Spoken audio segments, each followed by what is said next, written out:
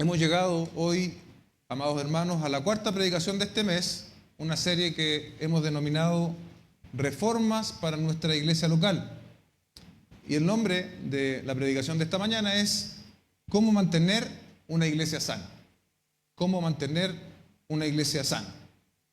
Si usted quiere tener un cuerpo sano, usted deberá ser responsable, disciplinado. ¿Con qué, por ejemplo? Con lo que come, con lo que toma. Deberá idealmente hacer ejercicio, si quiere mantenerse bien. Y visitar al médico de vez en cuando para hacerse un chequeo. Todo esto es nuestra responsabilidad, ¿sí? Hacer todo eso es nuestra responsabilidad. Muchas veces queremos endosar a Dios problemas de salud que en realidad son consecuencias de nuestra irresponsabilidad. Una nota que encontré en este mismo sentido dice: llevar una vida sana se fundamenta en 3 pilares básicos: alimentación, ejercicio y descanso. El descanso también es muy importante. El tener una buena calidad de vida depende de cada uno. Adoptar hábitos saludables nos garantiza un bienestar físico y mental. Ahora bien, ¿cómo es en este cuerpo que constituimos nosotros como iglesia local? ¿Cómo nosotros como cuerpo de Cristo podemos mantenernos sanos? Y esa es la pregunta que Dios mediante resolveremos en la Escritura esta mañana. Sabemos que la palabra del Señor, esta Biblia, ¿cierto?, es nuestra norma de fe y práctica, ¿sí? Y que por lo tanto desde ella se desprende todo lo que nosotros creemos. Amén. Y de allí también se desprenden los cuidados que nosotros debemos tener con la iglesia local, más bien dicho, también entre nosotros, para que nuestra iglesia se mantenga sana. Y hoy día quisiera hablar de 3 cosas que tienen que ver con la salud de la iglesia, lo que yo denomino la columna vertebral, ¿sí? Y luego 2 fundamentos que se desprenden de esta columna vertebral que son muy importantes para la salud de una congregación local como la nuestra. La columna vertebral es el amor. Y 2 aspectos que se derivan del amor es el servicio y el perdón. Eso es lo que vamos a estar hablando esta mañana. Como Cristo nos amó, nosotros debemos amar en servicio y perdón a los demás. Amén. Cierre sus ojos, oremos juntos al Señor. Padre, te pedimos que tú nos dirijas en esta enseñanza. Te pedimos, Señor, que tú la uses para gloria de tu nombre, para beneficios de nosotros, tus hijos, Señor. Ayúdanos a poder aplicar tu palabra en nuestros corazones, a vivirla y así honrar y glorificar tu santo nombre. Te lo pedimos en el nombre de Jesús. Amén y amén. Juan capítulo 13, verso 34 dice: un mandamiento nuevo les doy, que se amen los unos a los otros. Como yo los he amado, así también se amen los unos a los otros. El contexto cercano de este pasaje nos indica que el Señor Jesucristo está hablando con sus discípulos. Amén. Está hablando con sus discípulos directos. La pregunta que tenemos que hacernos aquí es: ¿nosotros, tú y yo, nos consideramos discípulos de Cristo? Porque si nos consideramos discípulos de Cristo, este texto tiene aplicación para nosotros hoy. El Señor está diciendo que Él está entregando un nuevo mandamiento: que nos amemos los unos a los otros. ¿Cómo amó el Señor Jesucristo a sus discípulos? Hasta esta parte de la historia de la redención, o lo que está escribiendo Juan, Jesucristo aún no había sido crucificado. ¿Sí? Es interesante pensar en eso, porque aún no se había manifestado la muestra más grande de amor de Dios hacia el hombre en la cruz del Calvario. Sin embargo, el Señor ya sienta esta exigencia, podríamos decir, para sus discípulos. Ustedes tienen que amarse, pero no de cualquier manera. Ustedes tienen que amarse de la manera en que yo les he mostrado el amor. ¿Y qué habían visto los discípulos hasta ese momento en la vida de Jesús hacia ellos? Bueno, varias cosas, ¿no? Varias cosas. Primero, el Señor los llamó. Los llamó y ninguno de los discípulos tenía un pergamino aceptable o destacable para ser llamado por Cristo. De la misma manera, ninguno de nosotros aquí presentes puede decir, no, a mí el Señor me llamó porque yo sabía hablar, yo sabía tocar un instrumento, yo tenía un don para evangelizar. No, no hay nada que tú puedas o que yo pueda ofrecer para que Dios nos pueda llamar. El Señor nos llamó por pura gracia, así como también llamó en su momento a estos hombres. Los discipuló. Tal vez una de las muestras más grandes del amor de Cristo hacia sus discípulos es que los discipuló y todo lo que ello implica. El discipulado es más que solo sentarse a tomar notas de una clase que se está dando. El discipulado, de hecho, nace en su origen en la persona que está aprendiendo un oficio. Había un maestro del cual había la necesidad de aprender un oficio y eso era lo que estaban aprendiendo los discípulos. Estaban aprendiendo de las pisadas del Señor Jesucristo. Estaban tras Él aprendiendo de manera cercana de quién Él era para llegar en algún punto a ser semejante a Él. Él era su maestro, ellos eran sus discípulos. El Señor Jesucristo los soportó. Soportó su incredulidad, sus dudas. Cuando Pedro le negó, ¿no? Jesucristo les soportó, les perdonó. Y es muy claro, ¿no? La palabra dice, porque de tal manera amó Dios al mundo. Y cuando abrimos más la Biblia nos damos cuenta que no solo el Señor Jesucristo amó de esta manera pre-cruz, podríamos decir, antes de la cruz, sino que en la cruz manifestó todo su amor, porque de tal manera amó Dios al mundo que dio a su Hijo unigénito para que todo aquel que en Él cree no se pierda, mas tenga vida eterna. Entonces, ahí está un poco más de contexto de cómo el Señor les está diciendo que tenían que amarse. Es más que una expresión de cariño, de afecto. Yo te quiero, hermano, yo te amo. No, el amor en este contexto tiene que ver con cosas prácticas, con cosas que son demostrables. Y Jesucristo lo llevó al límite de morir por su iglesia, de morir por sus hijos. Los cristianos muchas veces estamos lejos de expresar este tipo de amor sacrificial que nos modeló el Señor Jesucristo. Amamos hasta el límite de nuestra comodidad. Amamos muchas veces hasta el límite de nuestros propios juicios y criterios. Pero cuando nuestra comodidad es desafiada, cuando nuestro juicio es desafiado, cuando mi criterio es desafiado, entonces ya como que te dejo de amar. El Señor Jesucristo no nos amó de esa manera. No nos amó de esa manera. Ninguno de nosotros ha amado como Cristo nos amó. Ninguno. Y ciertamente ninguno de nosotros va a llegar a amar como Cristo nos amó. Sin embargo, el hecho de que no vamos a llegar a amar como Cristo nos amó, no quiere decir que no debemos procurarlo. Porque aquí hay un mandato expreso de parte del Señor Jesucristo para nosotros que tenemos que amarnos los unos a los otros como Él nos amó. Y si bien sabemos que nuestra imperfección, que aún en esta lucha que tenemos con el remanente de pecado, no vamos a expresar de manera perfecta ese mandamiento, tenemos que procurarlo, tenemos que seguirlo. Es un mandato directo del Señor para sus discípulos y nosotros decimos ser discípulos de Cristo. El apóstol Pablo describió el amor justamente en relación a una iglesia local, la iglesia de Corinto, donde sabemos que había un interés desmesurado por los dones espirituales más visibles.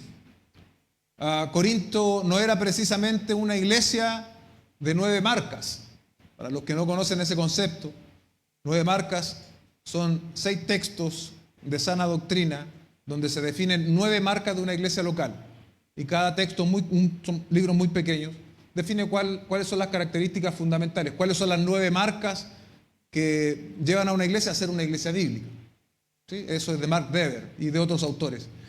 Entonces, Corinto no era una iglesia de 9 marcas. ¿Sí? No tenía toda la perfección, no eran todos los fieles que tenían que ser. Corinto era una iglesia también como nosotros. ¿Sí? Una iglesia constituida por hombres y por mujeres que están luchando por agradar al Señor. Sin embargo, en esa lucha fallan. Sin embargo, en esa lucha tropiezan. Pero nos ponemos en pie, nos sacudimos el polvo y seguimos adelante. Porque amamos al Señor. Y Él hoy día nos está diciendo que tenemos que amarnos también los unos a los otros. En el centro de la corrección apostólica que el apóstol Pablo hace respecto del uso de los dones en Corinto, esto lo vimos hace algunos meses atrás. Pablo habla de la preeminencia del amor. Todo el quehacer de la iglesia, los dones, hasta mover una silla, hasta hacer el aseo, hasta instalar lo técnico, todo lo que se hace en la iglesia, si no se hace en el fundamento del amor, no tiene el mayor valor, no sirve de nada. Vamos a 1 Corintios 13, 1 al 8. Dice, si yo hablara lenguas humanas y angélicas, pero no tengo amor, he llegado a ser como un metal que resuena o címbalo que retiñe. Si tuviera el don de profecía y entendiera todos los misterios y todo conocimiento, y si tuviera toda la fe para trasladar montañas, pero no tengo amor, nada soy. Y si diera todos mis bienes para dar a comer a los pobres, y si entregara mi cuerpo para ser quemado, pero no tengo amor, nada me aprovecha. ¿Se da cuenta? Puedo tener lenguas humanas, angélicas, pero sin amor soy como un metal que suena. Puedo trasladar montañas, puedo entender misterios, conocimientos, pero si no tengo amor, nada soy. Y por último, puedo dar una muestra de desprendimiento absoluto, vender todo lo que tengo y darlo a los pobres, pero si no tengo amor, no sirve absolutamente de nada. La manifestación de cualquier don, de cualquier cosa que nosotros hagamos por causa del Señor, si no está fundamentado en el amor, no tiene el menor valor, es solo ruido, nos convierte en nada, dice el texto. Aún gestos de desprendimiento no tienen el mayor sentido si es que nosotros no lo hacemos en base al amor. Desde el verso 4, y aquí quiero invitarles a hacer un ejercicio, desde el verso 4 en adelante, donde dice la palabra amor, tú coloca tu nombre y coloca un signo de interrogación.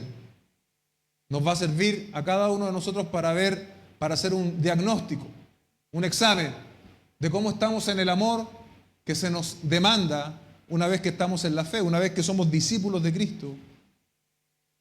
Eduardo es paciente, Eduardo es bondadoso, Eduardo no tiene envidia, Eduardo no es jactancioso, Eduardo no es arrogante, Eduardo no se comporta indecorosamente, no busca lo suyo, no se irrita, Eduardo no toma en cuenta el mal recibido, Eduardo no se regocija de la injusticia, sino que se alegra con la verdad. Eduardo, todo lo sufres, todo lo crees, todo lo esperas, todo lo soportas. Colocó su nombre allí. ¿Cómo salió de esta evaluación? Tal vez necesitamos un poco más de tiempo, ¿no? Pero acá en Chile nosotros ocupamos las notas rojas. Cuando no aprobamos tenemos nota roja, bajo 4 estamos reprobados. Y bueno, sobre azul estamos bien, medianamente bien. ¿Cómo salimos de esta evaluación, amados hermanos? Estamos mostrando nosotros paciencia, bondad. Tenemos nosotros envidia en nuestro corazón. Somos personas jactanciosas, arrogantes. Nos comportamos con decoro. ¿Qué estamos buscando, lo nuestro o el bien de los otros? Nos irritamos. ¿Qué pasa cuando nos ofenden? Cuando hablan mal de nosotros. ¿Nos regocijamos de la injusticia? Ah, no, pero es que él se lo merece. Esa persona se lo merecía. Por andar haciendo esas cosas, se alegra de la verdad. Verso 7, sufrimos todo lo que tenemos que sufrir. Creemos, esperamos, soportamos. Es la evaluación que nosotros tenemos que hacernos a la luz de la palabra esta mañana. Finalmente el verso 8 concluye, el amor nunca deja de ser. Pero hay dones de profecía, se acabarán. Si hay lenguas cesarán, si hay conocimiento se acabará. Estamos manifestando este amor entre nosotros, entre los creyentes de la iglesia local. Por esa razón, de manera muy clara, el Señor Jesucristo en el versículo 35, volvemos a Juan, dice, en esto conocerán todos que son mis discípulos. En esto conocerán todos que son mis discípulos. Si se tienen amor los unos por los otros. Viene entonces a ser el amor, amados hermanos, el sello distintivo entre quienes nos decimos ser discípulos de Cristo.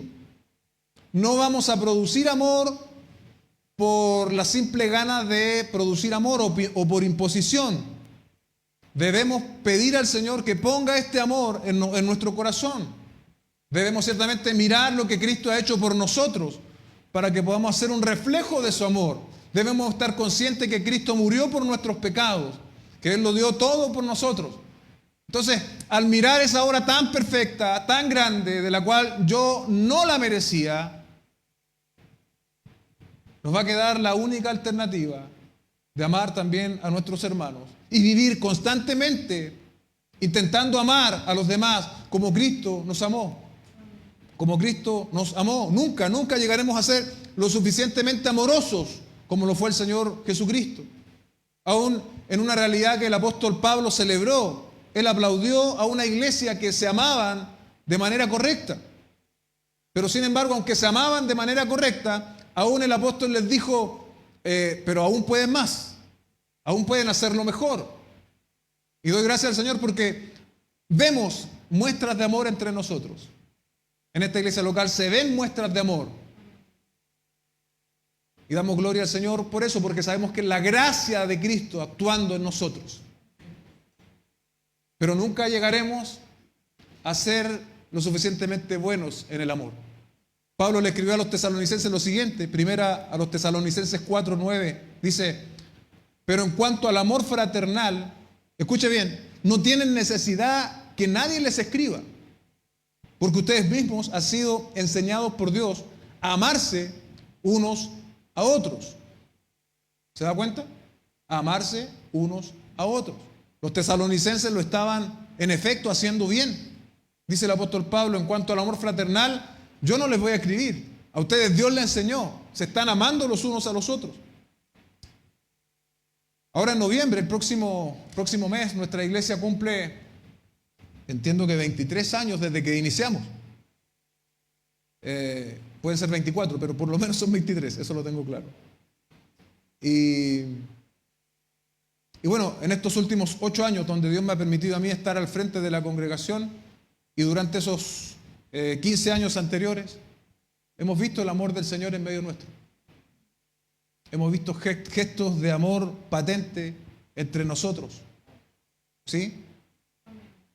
Pero eso no quiere decir que lo hemos alcanzado o que lo estamos haciendo perfectamente. Aún podemos hacerlo mejor delante del Señor.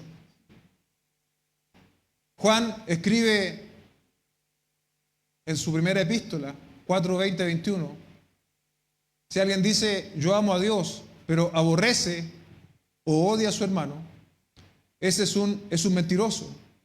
Porque el que no ama a su hermano, a quien ha visto, no puede amar a Dios, a quien no ha visto. Es incisivo Juan aquí, ¿no? Está diciendo, tú dices que amas a tu hermano, pero en realidad no lo amas. No lo amas, o dices que amas a Dios. Pero ¿cómo dices que amas a Dios que no lo ves y no eres capaz de amar a tu hermano que está al frente tuyo? Y este mandamiento tenemos de Él, que el que ama a Dios, ame también a su hermano. Parece ser no alternativo el hecho de que tenemos que amarnos. Volvemos a la realidad en Tesalónica, una iglesia que sí se amaba. Volvemos al verso 10. Dice, porque en verdad lo practican con todos los hermanos que están en toda Macedonia. El amor era algo que se estaba viralizando en esa región gracias a los tesalonicenses. Pero mira lo que dice Pablo al final. Pero les instamos, hermanos, a que abunden en ello más y más. Debemos abundar en el amor más y más, en vista del amor inagotable que Cristo ha mostrado por nosotros. Debemos abundar en el amor más y más. ¿Sabes quién es el único que sabe de manera objetiva cuánto nosotros amamos? Ese es Dios. Dios es el que tiene el calibre perfecto, la balanza perfecta para medir cuánto de verdad nosotros amamos. Y Él nos manda hoy, esta mañana, a amarnos más y más, en abundancia, más y más. Porque este es el sello distintivo de que somos discípulos de Cristo. Como Cristo nos amó, debemos nosotros amar también en servicio y en perdón a los demás. El segundo punto de la predicación, el servicio que se desprende del amor. Como decíamos antes, si el servicio no se desprende del amor, no sirve de nada, es metal, no somos nada, no tiene ninguna utilidad. El servicio de iglesia debe desprenderse del amor. Y quiero que compartamos un pasaje en Juan de nuevo, Juan capítulo 13, versos 12 al 17. Dice, entonces cuando acabó de lavarle los pies, tomó su manto y sentándose a la mesa otra vez le dijo, ¿saben lo que les he hecho? Ustedes me llaman maestro y señor y tienen razón, porque lo soy. Pues si yo, el Señor y Maestro, les lavé los pies, ustedes también deben lavarse los pies unos a otros. Porque les he dado ejemplo para que como yo les he hecho, también ustedes lo hagan. En verdad les digo que un siervo no es mayor que su Señor, ni un enviado es mayor que el que le envió. Si saben esto, serán felices si lo practican. En el contexto, el lavado de pies era una función que ejercían los siervos, los esclavos, y los siervos y esclavos no judíos. El uso de sandalias en aquella época y que los senderos no eran pavimentados como nosotros los conocemos hoy, sino llenos de polvo, se hacía esta costumbre que el anfitrión de la casa proveyera a sus invitados agua para lavarse los pies. Y probablemente en aquellas casas donde tenían un poco más de recursos, esta tarea la cumplía un esclavo. En general, nadie hacía una práctica de lavado de pies durante la cena. Esto da cuenta de que el Señor Jesucristo quería mostrar algo a través de lo que estaba haciendo con sus discípulos. El pasaje es claro, ¿no? El Señor Jesucristo había lavado los pies de sus discípulos y ahora toma el lugar del siervo y les dice que ellos también tendrían que hacer como Él estaba haciendo. Más allá de si el lavado de pies es una práctica literal, hay iglesias que lo practican. Lo que debe llamar nuestra atención esta mañana es el acto de servicio. Dios nos ha llamado a servirnos en amor los unos a los otros. No hemos sido llamados, amados hermanos, a levantar demandas, a levantar derechos o exigencias dentro del contexto de la iglesia local, como si esto fuese una especie de protesta. Hemos sido llamados a servirnos los unos a los otros, como el Señor nos mostró a través de este pasaje. Filipenses capítulo 2, versos 3 al 8 dice, no hagan nada por egoísmo, por vanagloria, sino con actitud humilde. Cada uno de ustedes considere al otro como más importante que a sí mismo.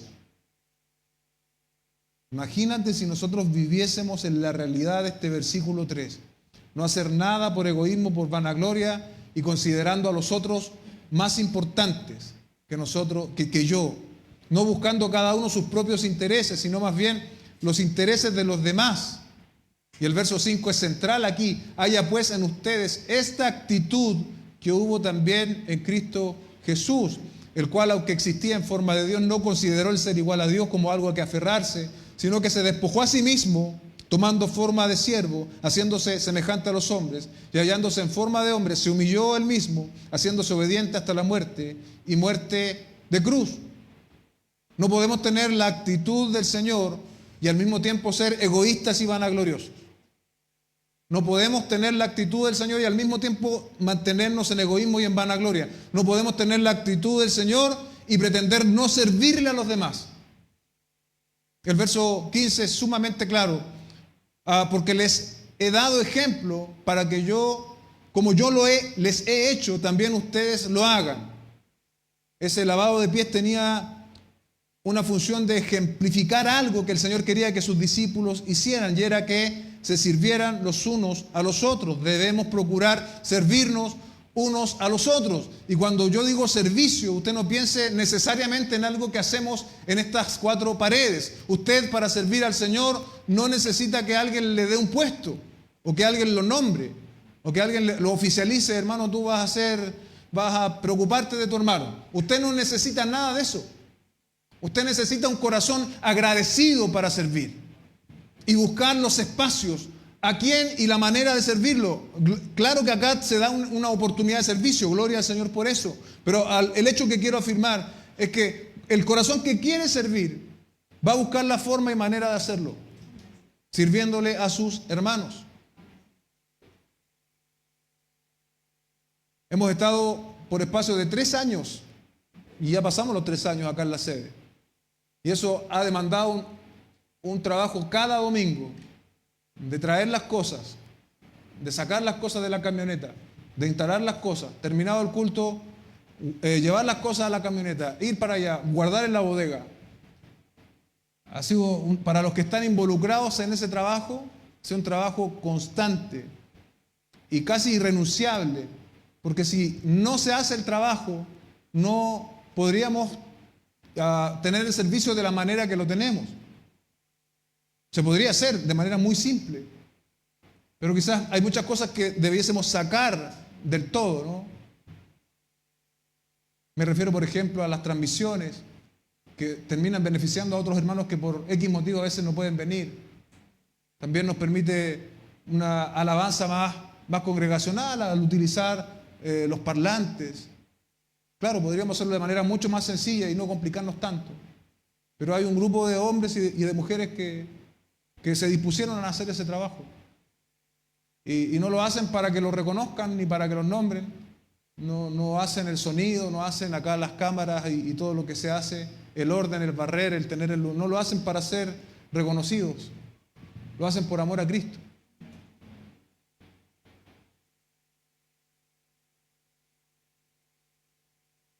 Usted también sirve al Señor cuando ora por un hermano que está en alguna necesidad específica. Cuando usted visita a alguien, usted está sirviendo al Señor. Las hermanas que ahora están enseñando a nuestros hijos en la sala de al lado cada domingo, están sirviendo al Señor. Damos gracias al Señor por ellas porque sirven a nuestros hijos y nos sirven a nosotros también como padres.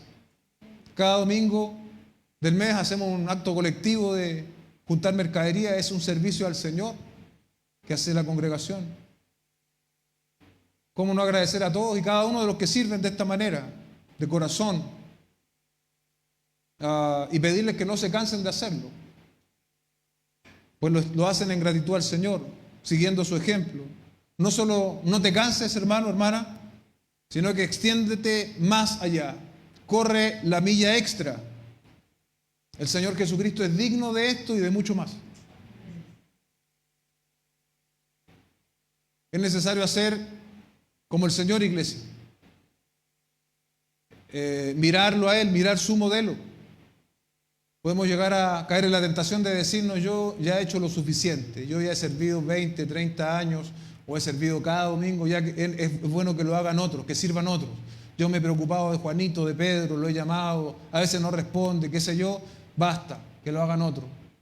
Pero recuerda la imagen de este pasaje que estamos leyendo acá, el Señor Jesucristo tomando la toalla, tomando el lavatorio para lavar pies inmundos, llenos de polvo.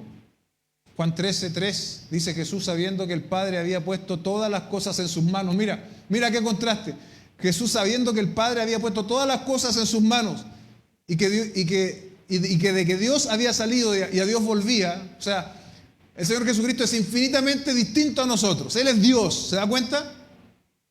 Sin embargo, verso 4, se levantó de la cena, se quitó el manto, tomando una toalla, se la ciñó, luego echó agua en una vasija y comenzó a lavar los pies de sus discípulos y a secárselos con la toalla que tenía ceñida. ¿Cuántos de nosotros esta mañana estamos dispuestos a levantarnos para seguir sirviendo al Señor? Para tomar esa toalla, para tomar ese lavatorio. Si tú lo has venido haciendo, gloria al Señor por ello. Sigue haciéndolo. Si tú aún no lo estás haciendo, pide al Señor dónde puedes servir. ¿A qué hermano puedes darle un servicio? Porque te garantizo, si tú oras así, Dios te va a mostrar. Dios te va a decir: mira, ahí hay una necesidad. Y tú no tienes idea lo que puede pasar a través de un WhatsApp, a través de un mensaje, a través de algo sencillo, a través de una visita. Tú no tienes idea de lo que puede pasar a través de un abrazo que tú le das a alguien que llega a este lugar. No tienes idea. Porque así como Dios se glorifica en las grandes cosas, en los grandes volúmenes teológicos, también Dios se glorifica en las cosas sencillas. En un apretón de mano, en un abrazo, en un bienvenido, en una sonrisa. Dios se glorifica. En un: hermano, ¿cómo estás? ¿Cómo te puedo servir? ¿Por qué puedo orar por ti? En esas cosas sencillas Dios se glorifica.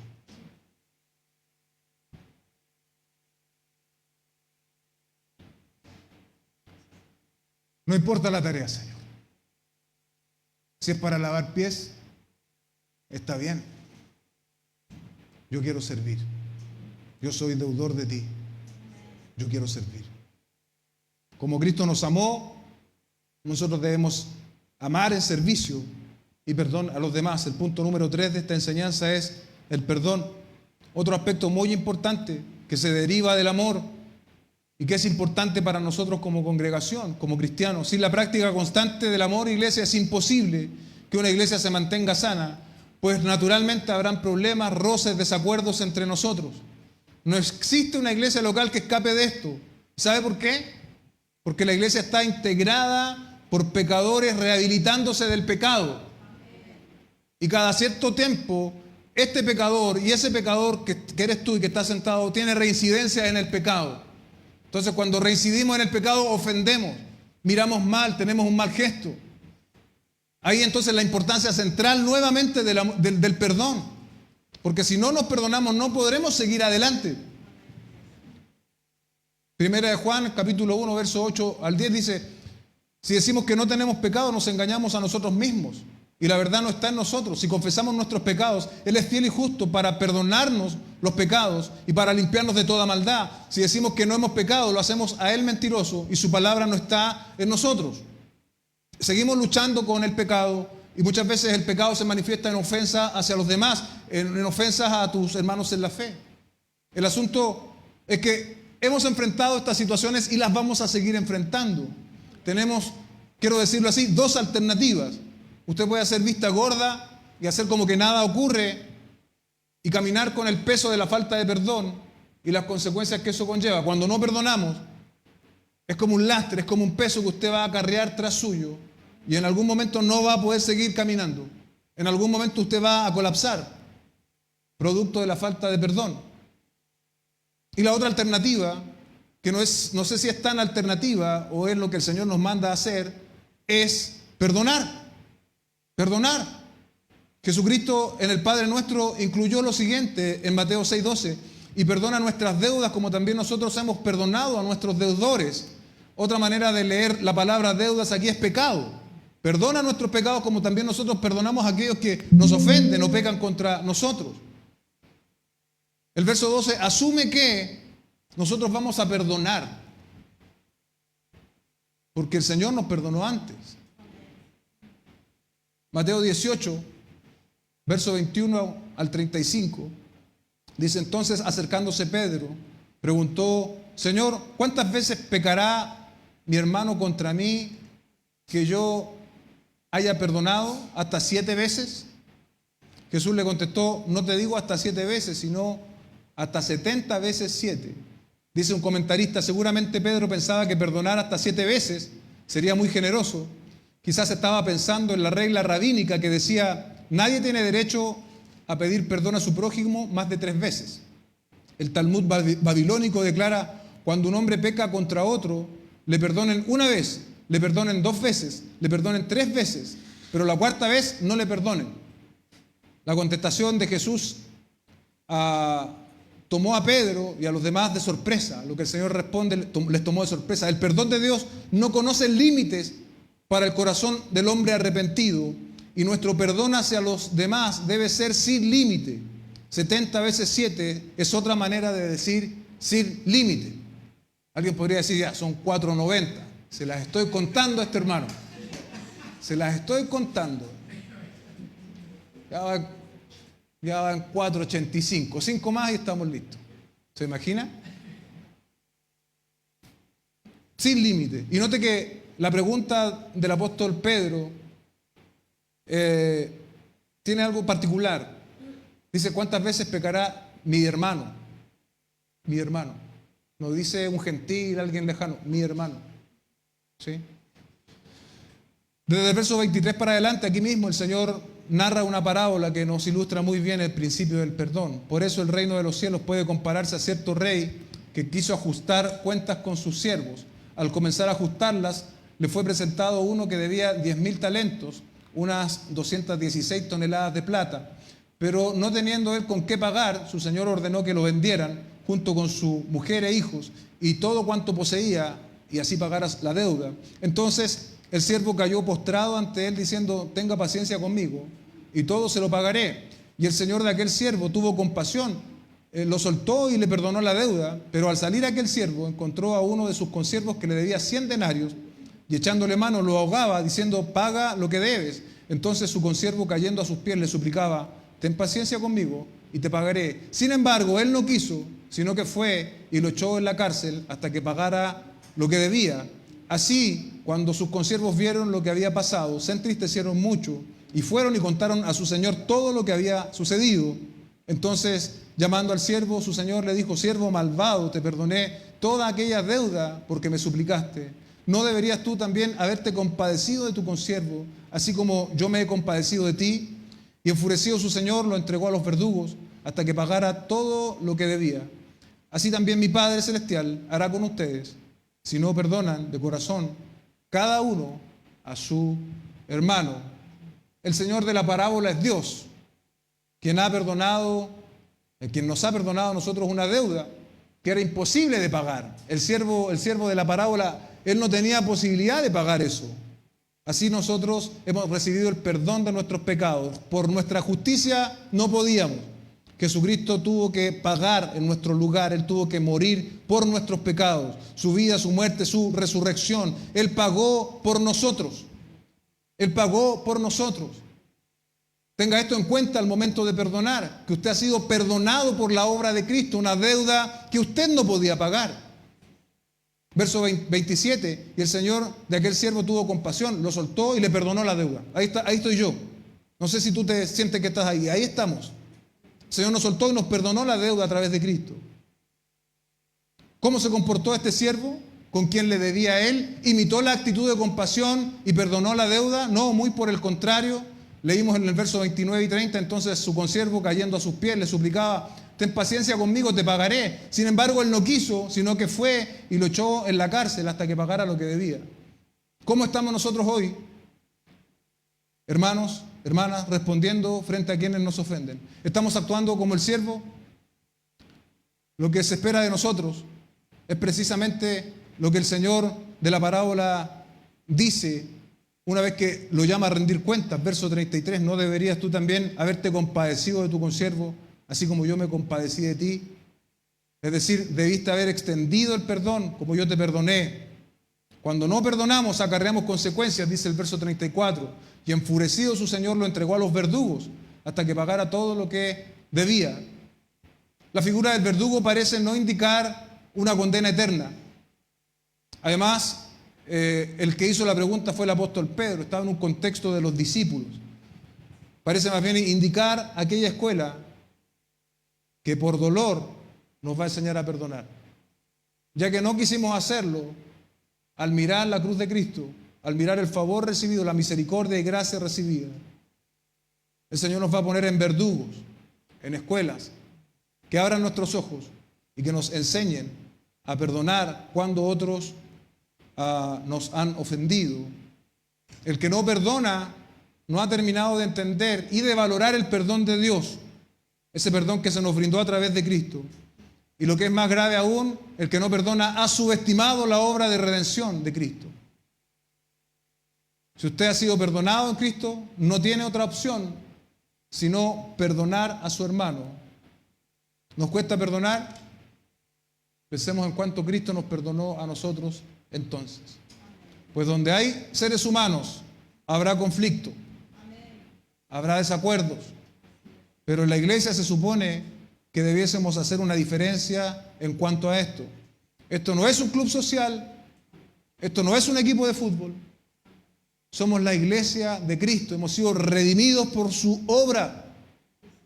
Y así como Cristo nos perdonó, nosotros debemos perdonar a quienes nos ofenden. Efesios capítulo 4, verso 31, 32, sea quitada de ustedes toda amargura, enojo, ira, gritos, insultos, así como toda malicia. Al decir sea quitada, significa que en efecto en los creyentes de Éfeso habían estas actitudes. Había amargura, enojo, gritos, insultos, etc. De manera similar, en muchos de nosotros también hoy las hay. Y eso debiese ser quitado, dice Pablo. En lugar de eso, lo que debiese caracterizarnos, verso 32, sean más bien amables unos con otros. Amables, iglesia.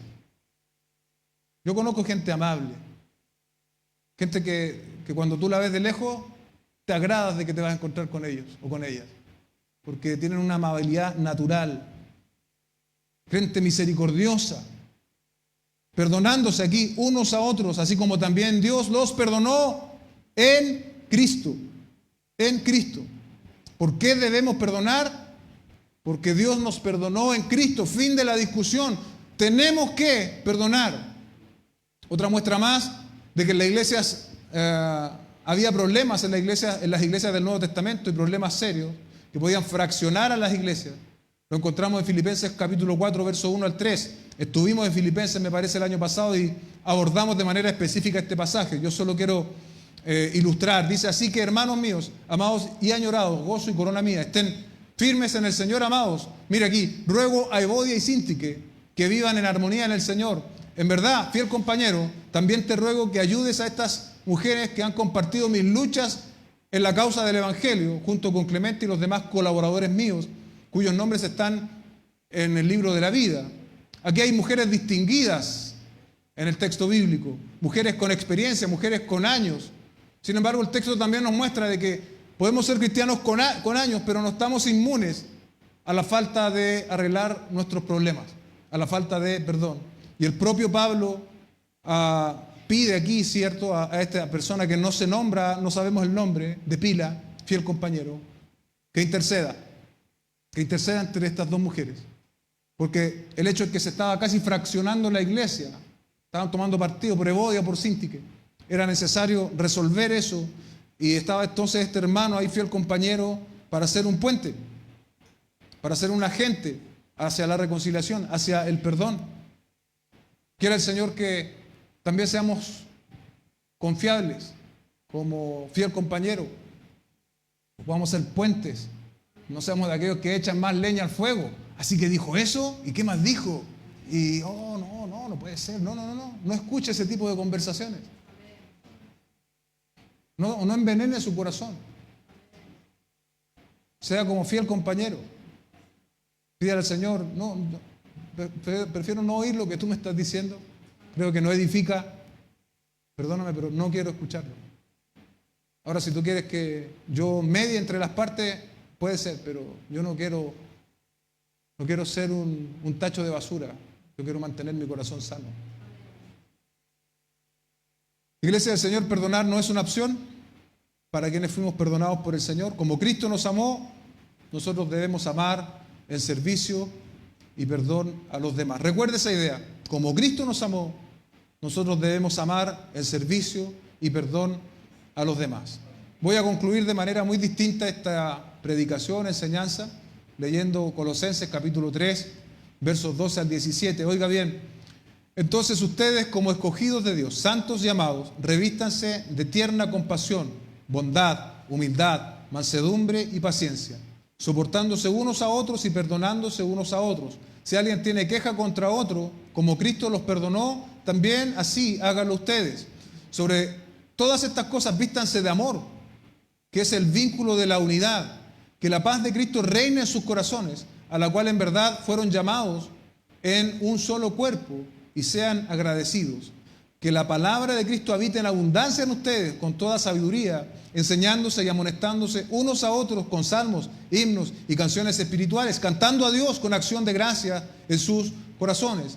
Y todo lo que hagan, de palabra o de hecho, háganlo todo en el nombre del Señor Jesús, dando gracias por medio de Él a Dios el Padre. Dios quiere, iglesia, que nosotros seamos una iglesia sana. Y por gracia del Señor, aún desde que comenzó esta iglesia, Dios nos ha mantenido con cierta salud. ¿Sabe que personas que han estado hace 20 años con nosotros han vuelto a la iglesia, pero no por la infraestructura, no porque ellos percibieron que había confiabilidad aquí? Que obviamente no somos una iglesia perfecta, estamos lejos de serlo. Pero tanto mi hermano, cuando él estaba a cargo de la congregación y él era pastor, Fue una persona confiable, transparente, directa. No perfecta, pero sí transparente, directa. Hizo lo mejor que él podía hacer. Y en cierto modo eso continúa. Por la gracia del Señor, hoy día con la Escritura más abierta que nunca antes, el Señor quiere que conservemos esa salud y que aún prosperemos y avancemos en ella. Porque entendemos que no lo hacemos todo bien y que nos faltan aún muchas cosas por madurar y por crecer. Pero debemos considerar el amor, debemos considerar el servicio y debemos considerar también el perdón.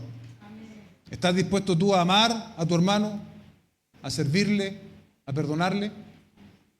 Entonces será posible que avancemos en este sentido de salud en nuestra iglesia local. Oremos y demos gracias.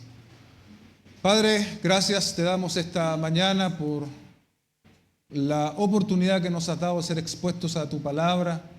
Nos hablas de manera clara, Señor, de 3 elementos o de uno, y de ese elemento se desprenden los otros 2, Señor, el perdón, el amor, bien digo, el servicio y el perdón. Ayúdanos, Señor, a vivir en esta realidad, Señor, que esa planta del amor que debe estar en nosotros firmemente arraigada, empiece a crecer, a fructificar y empiecen a manifestarse los frutos entonces del perdón y del servicio genuino, Señor. Te damos gracias en el nombre de Jesús nuestro Señor. Amén y amén.